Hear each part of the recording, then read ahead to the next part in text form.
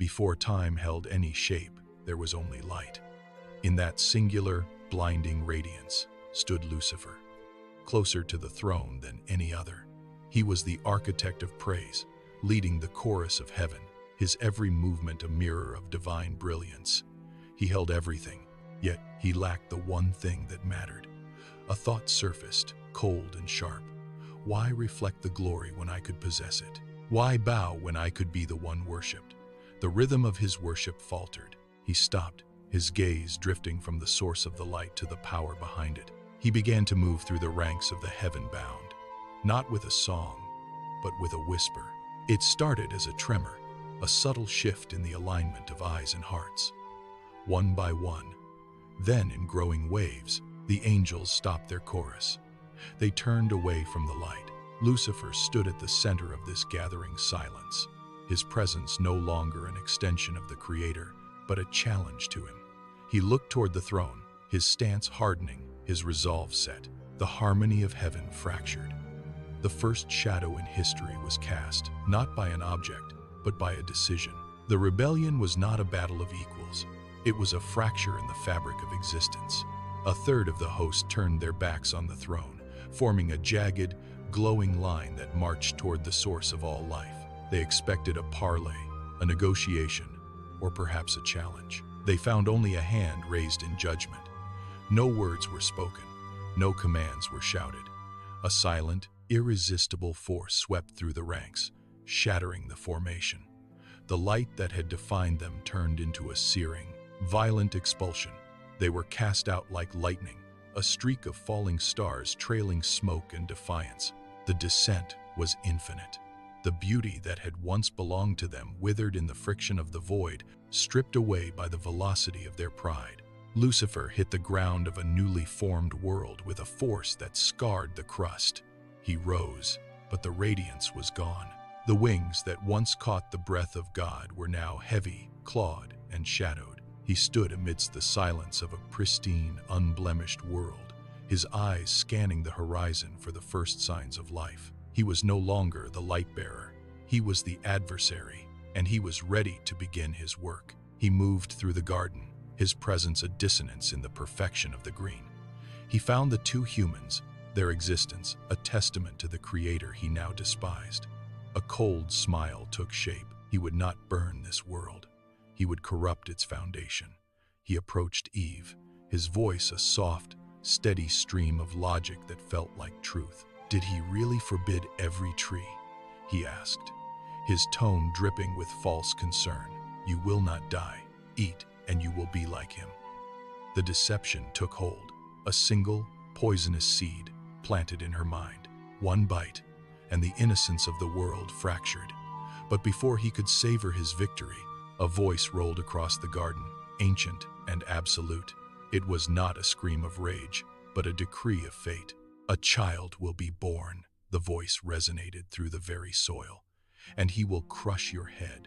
The air grew heavy, the promise of a future execution burning like a brand into his consciousness. His victory in the garden was already shadowed by his eventual defeat. He stood in the wreckage of his sabotage, his eyes fixed on the horizon, realizing he had not ended the conflict. He had only guaranteed his own destruction. He began to plan, his mind racing through centuries of hate, preparing for a war he now knew he had to win to survive. The prophecy hunted him. For decades, he moved through the corridors of power, whispering into the ears of kings. When the child appeared in Bethlehem, he seized the hand of Herod. The order was absolute: silence the threat, purge the region, end the bloodline before it could breathe.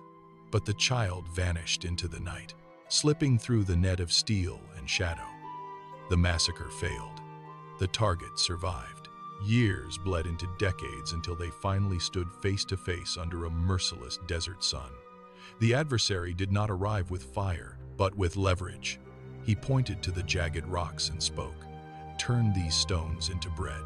You are starving." The silence that followed was heavier than the heat. No compliance, only a refusal that cut through the air. He tried again, offering the kingdoms of the world in exchange for a single act of submission. A bow, a compromise, a crack in the armor. Every offer met the same wall of absolute, quiet negation.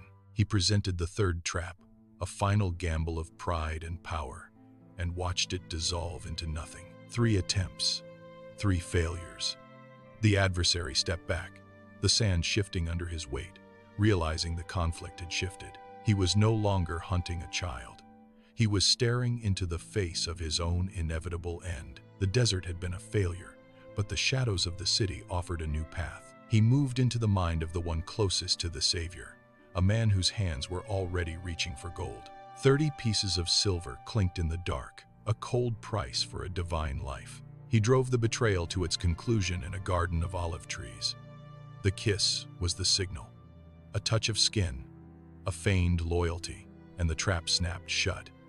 He followed as they dragged the Savior through the streets, watching the metal bite into flesh, watching the wood lift toward the hill. Every lash of the whip was a note in his symphony of vengeance. When the nails pierced the hands that had once formed the stars, the adversary stood at the edge of the crowd, his gaze locked on the splintered timber. He saw the head bow. He heard the final breath leave the lungs. The silence that fell over the earth felt like his own coronation. He had orchestrated the end of the prophecy. The light was extinguished, the opposition silenced, and the earth was finally his to claim. He watched the body sag, a grim smile widening as he believed the war had finally reached its final victorious end. The triumph lasted only as long as the stone remained sealed. 3 days of stillness, and then the earth shuddered. Not a tremor, but a rupture. The massive stone covering the tomb did not slide. It shattered, flying outward like shrapnel. A light erupted from within, blinding and absolute, tearing through the shroud of his perceived victory. He stood motionless, his shadow recoiling against the rock wall. The tomb was empty.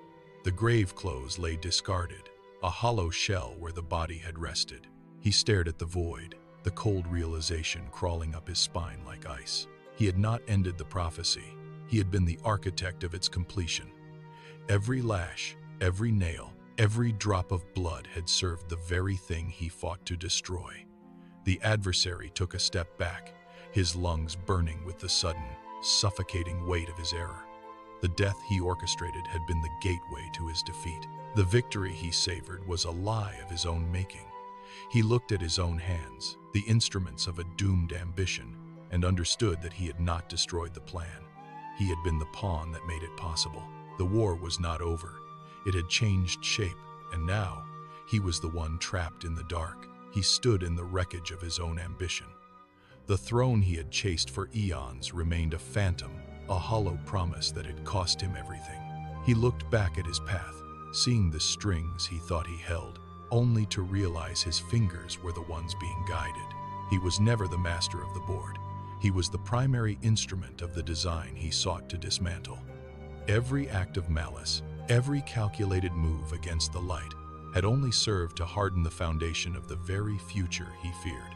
He walked away from the empty tomb, his footsteps heavy on the cooling stone. There was no rage left, only the cold, unyielding weight of truth.